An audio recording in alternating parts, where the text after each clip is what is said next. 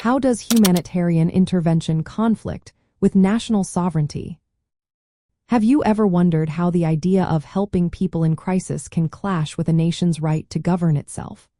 This question lies at the heart of humanitarian intervention. Humanitarian intervention refers to the use or threat of military force by one or more countries to stop severe human rights abuses in another country, often without that country's consent. This raises significant issues regarding national sovereignty, which is the principle that a state has supreme authority over its territory and internal affairs. At its essence, national sovereignty means that countries should have the freedom to manage their own issues without outside interference.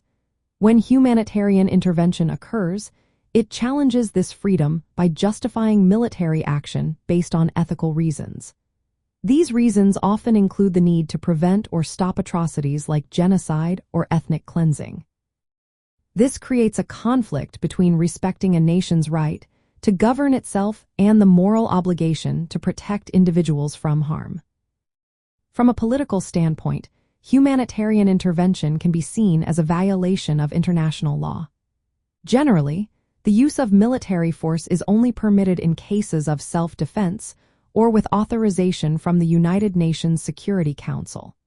When countries intervene without consent or United Nations approval, they undermine the legal framework that supports sovereignty. This can lead to mistrust in international governance and provoke resistance from the targeted state. Ethically, the motivation behind humanitarian intervention is rooted in the responsibility to protect vulnerable populations.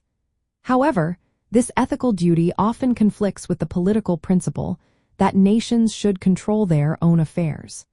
The challenge is to find a balance between respecting sovereignty and preventing suffering.